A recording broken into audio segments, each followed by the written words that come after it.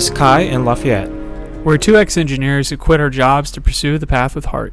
We believe that experience is fundamental to understanding life and its concepts. So our weekly podcast is filmed and recorded on location from various parts of the world. It's thanks to our Patreon members like you that we're able to produce this content regularly. We offer varying benefits based on your pledge amount, from full-length videos of the episodes to weekly streams. So please check out our Patreon page at patreon.com/thetheoryofliving. Subscribe, leave us some feedback, and please share with your friends.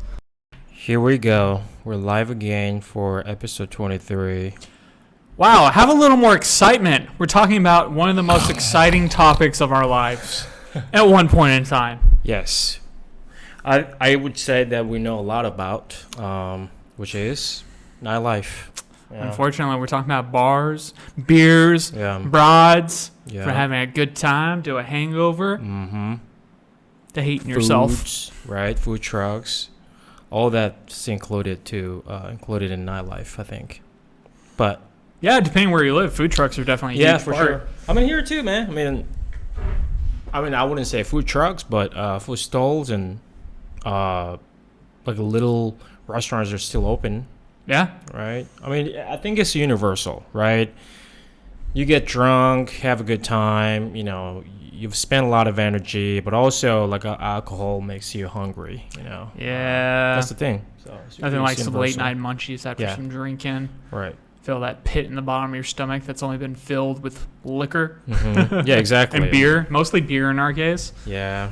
So I think it's very universal. But I think there are a lot of differences as well, we've noticed, right?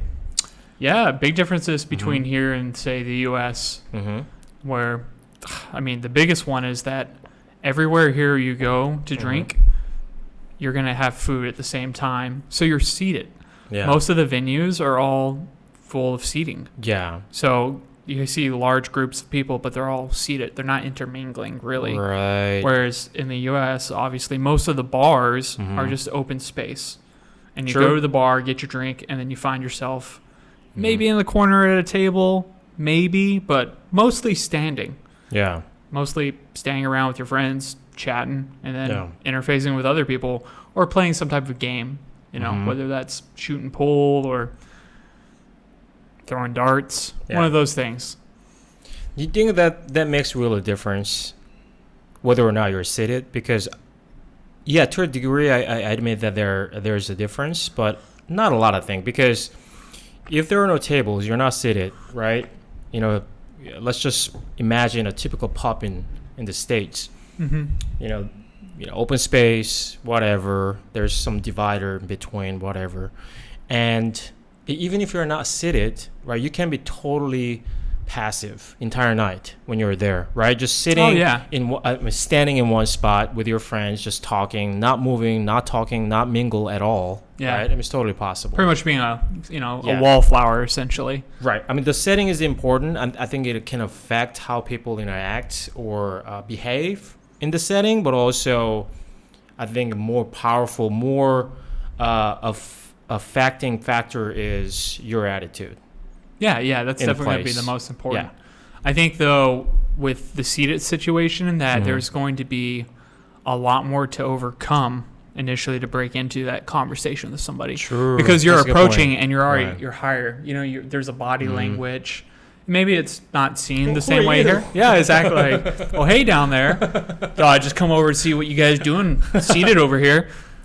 Whereas, I mean, at least when you're all you approach on equal terms. We're both standing. We're both kind of indicating that we're approachable. Right. And again, that's not always the situation, but I feel, at least again, maybe because I just grew up mostly in that culture as far as nightlife's concerned, that for me it seems more difficult to approach a group of people that are seated. Yeah. Yeah. I mean, it's definitely an initial barrier that you have to break, right? Because in order to mingle with them, you have to be seated at some point, right? You cannot just keep standing. Yeah. Right? even if you break a conversation, whatever, you will have to be seated at some point. Yeah, and we've done that barrier, right? several times here where there's somebody sitting next to us. Oh, hey, how's it going? Mm-hmm. But we're both already seated. Yeah. So your access is limited to who's sitting by you. Mm-hmm. Because it just seems weird to get up from your table, walk to another table, and start the conversation. Well, that's the thing, though. Like, that is strange to us or to people who are not really familiar with those, settings. Mm-hmm. But, like here, I think, to them it's normal, right? It's very normal. Or if it's not too similar, but, like, they have another way to, have that socialization more active, right? For example, I mean, we're in Thailand, by the way. Oh, that's where we were? Yeah. So we're talking about so your initial exposure to a lot of nightlife settings in Thailand, right? But I can relate to that a lot because it's really similar to all Asian cultures, like Japanese and Chinese and Koreans, that usually when you drink with foods, I think that's why we are seated. Yeah. Right? That's the thing. So we don't even sometimes really distinguish between bars and restaurants. Some places are both, Of course, we have clubs. That's different, complete like your purpose or the main factor becomes something else. Now we're dancing. Now we're clubbing, whatever. Yeah, taking in the music, but all that.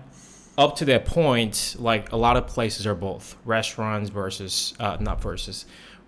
and pub or a place where I drink, because we eat and drink at the same time. So my ex-girlfriend, I brought her to Seoul a couple years ago, and she was just blown away at how much we were eating entire night, because it's not just like we drink only, right? We just enjoy the culture, I guess. We sit down, converse, eat, drink. It's all like a package. We enjoy that. Mm-hmm. So if you were to drink more than night, you automatically eat as well. Yeah. A lot that night. Yeah, I guess the biggest difference is that most of the bars in the U.S., there's a separation between a bar and restaurant. A bar, a vast majority of them don't serve food at all. There's so many bars that don't serve any type of food. And that's where a lot of people will go to have their nightlife. Yeah, it's still popular in the U.S. Obviously, you get together with your friends.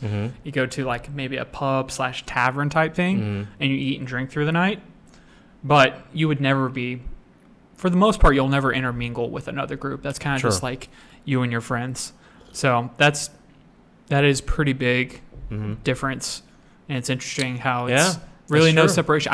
Have we gone to a bar here that doesn't have food? I don't think we have. No. Every bar also we've gone this is to. not like the best place to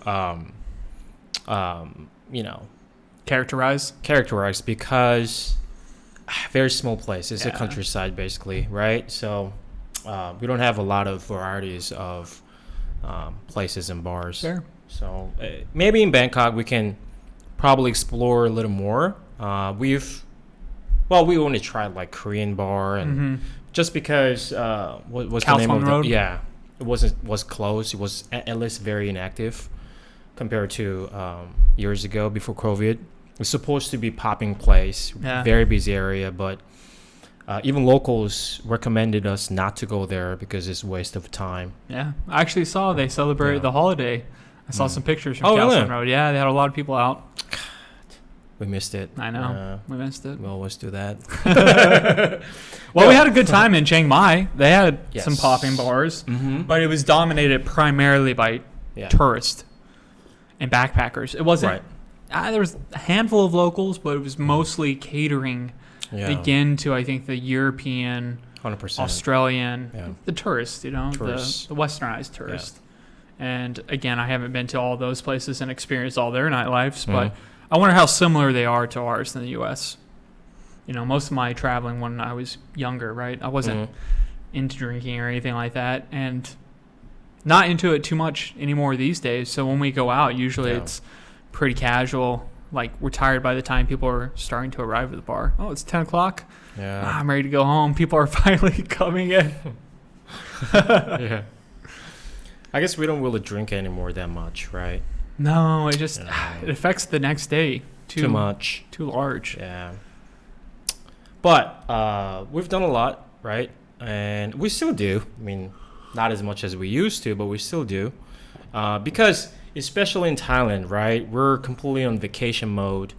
You know, we would drink every day, like with meals usually.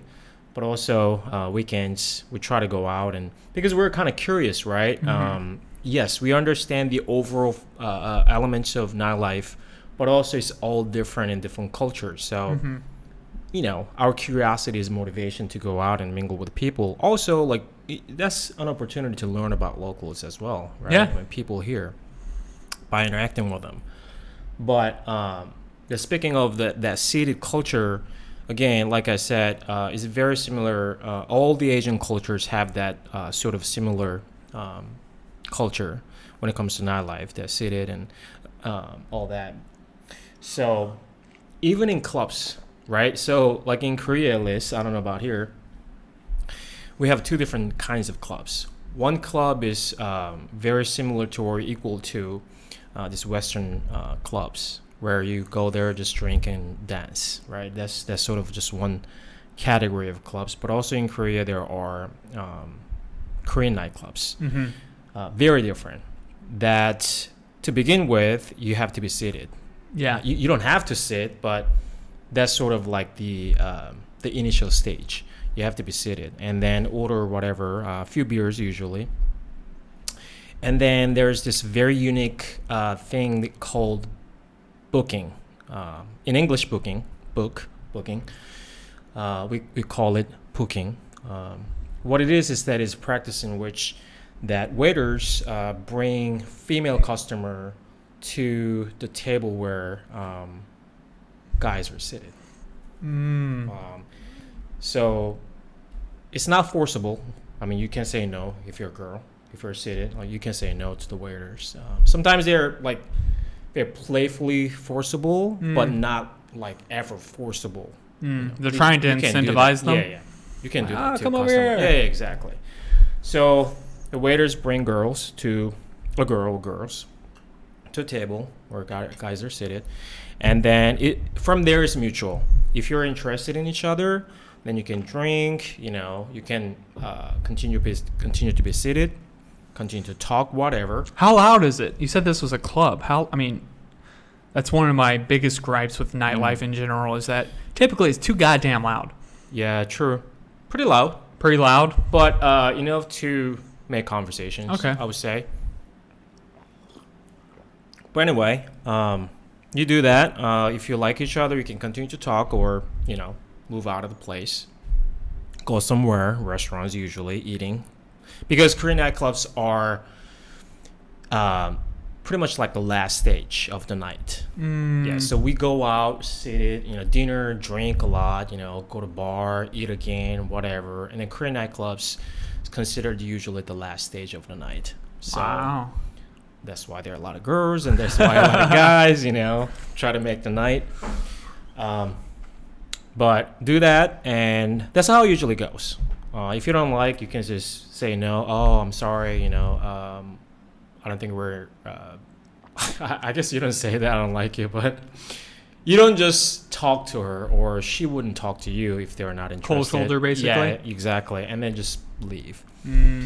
But that's really unique, I guess, practice that doesn't happen in any other. No, not that I'm cultures. aware of. I've never seen anything like that. I guess we're just too ingrained in individuality and probably more feministic roots.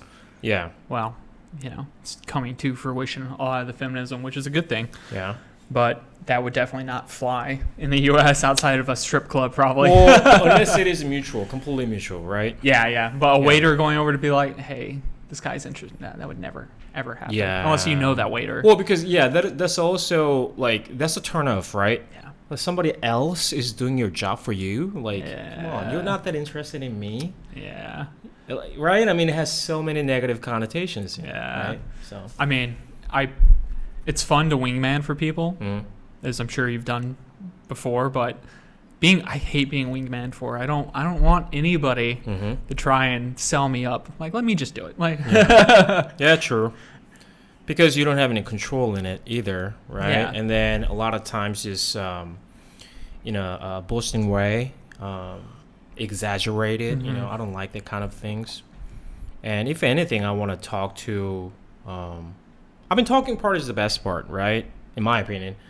Yes, we like to dance sometimes without talking with certain people, but typically that's what we enjoy, talking part, because then it's more than the physical part, right? You get to know that person, and you get to know really quickly whether or not you're interested in that person, right? So yeah, I think bypass a lot of stages. Yeah, I think words do the best of. In such a short amount of time, they can convey a lot more information to a person. So they become more of an individual. Yeah. Rather, if you're just going to talk to the most attractive person, outside of their personality, they could be anybody. Yeah. Like, they're just a body, essentially. And that's one of the degrading elements, I think, of nightlife for a lot of people, women specifically. When they're hit on, they feel like, they're only here with one intention. They're trying to hook up, trying to get laid. And again, there's nothing wrong with that. A lot of women are looking for the same thing. Yeah. But when you remove the conversational element to it, it does feel a little bit objectifying, even as a dude. Like, yeah, it can be flattering to be seen in that regard in some ways, but in other ways, it's also kind of removing the aspect of who you are, your personality, which makes all of it, in my opinion, very interesting to begin with, or the whole reason to even explore getting into a physical realm with somebody. But again, different people, different strokes for different folks, as they say. But it's funny you mentioned the Korean nightclub. I was at a bachelorette party a few months ago, and it's something similar with clubs and seating, but all the seating is reserved for people that are spending money on bottle service. So, you will have a group of people again, but you're paying a lot of money to have access to a bottle, kind of VIP area. Yeah. And then you decide to go engage in the floor, dance, whatever. Maybe bring somebody back to the VIP section with your friends and whomever to drink more and then talk. Yeah. But I think that type of experience is limited for birthday parties, bachelor parties, special occasions. Yeah. Most people don't go and do that frequently just because it's not affordable. Yeah. So it seems like in your situation, the booking, that seems very common and affordable for most groups. Yeah, and then there are tiers as well in that place. The basic tier is just tables along the wall, and then like in the middle area, there are some tables as well. And there's a separate stage for dancing, big area. Obviously, by the way, even if there's that booking practice on the stage, you can do whatever you want. I mean, you sometimes approach girls and it works out, whatever. I mean, it still is doable that way.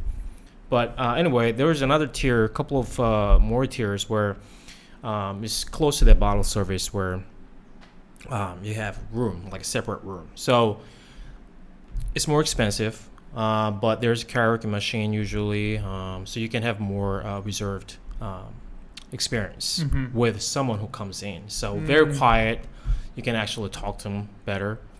And then obviously girls like them more because... Yeah, they see your awesome singing skills. Well, not just that. Run out of the room immediately. Well, not just that.